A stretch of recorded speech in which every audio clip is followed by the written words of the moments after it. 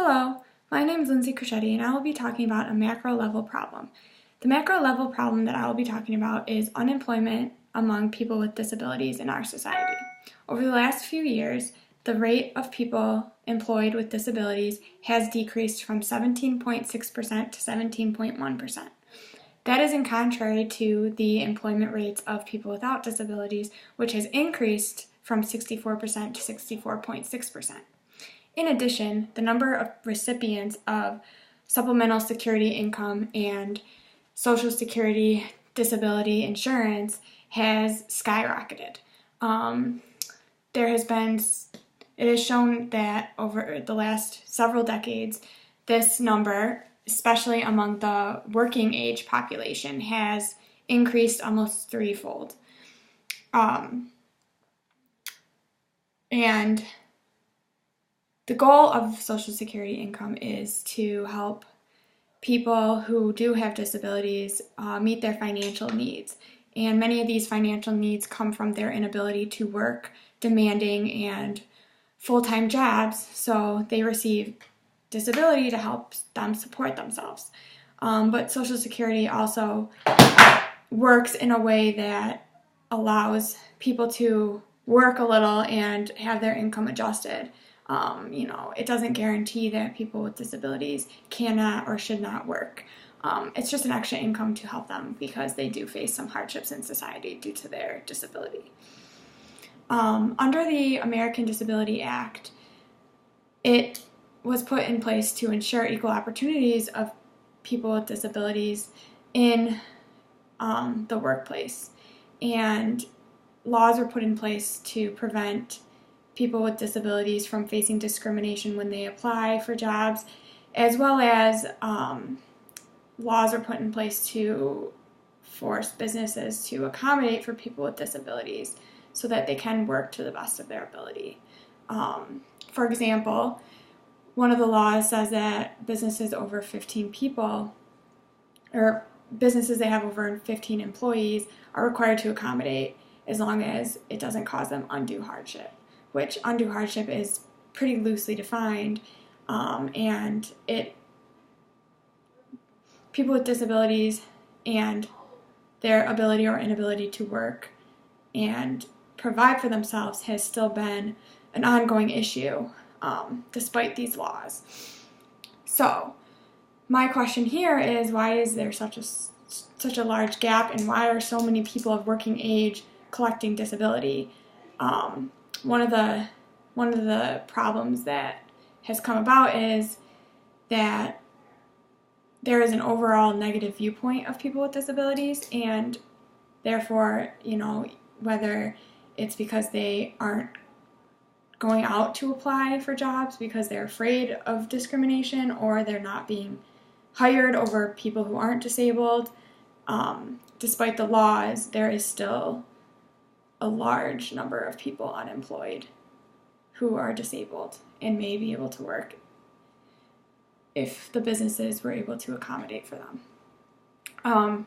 This also may be coming from a lack of information that businesses have about what the challenges are for people with disabilities and what is keeping them from being able to do a good job, or why businesses think that they won't be able to do as good of a job as people without disabilities. These are all questions that may be causing the large gap of unemployment rates among people with disabilities versus people without. Many studies have shown that people with disabilities are exceptional workers and have the utmost commitment. There are many programs that support people with intellectual and developmental disabilities, such as the ARC. These programs fight for the rights of these people, as well as, spread awareness about the challenges they face, especially the challenges of unemployment, which can be minimized if businesses just take the time to recognize their needs and support them in the job. So our goal here is to spread awareness of the needs of people with disabilities in order for them to do the best that they can in the workplace, and do this without businesses facing undue hardship. The goal is to maximize the number of people working with disabilities while minimizing the undue hardship. And, one step to doing this, or another goal would be to just increase the overall number of people working. One way to make a solution is by hosting lectures in the community and inviting people from the Better Business Bureau of Upstate New York to attend.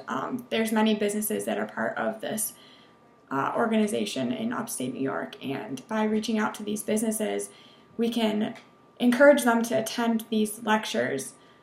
The lectures are going to include a variety of members of the community, especially members of certain organizations that focus on people with disabilities, such as the ARC, mental health awareness associations, and Autism Society of Rochester.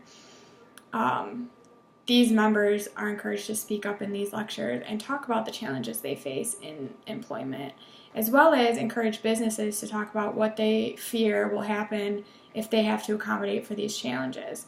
By increasing this communication, we can minimize the cost of accommodating just by having conversations and, keeping an open mind on what it is that both the people and the businesses need to do the best that they can and ultimately continue to be successful as businesses.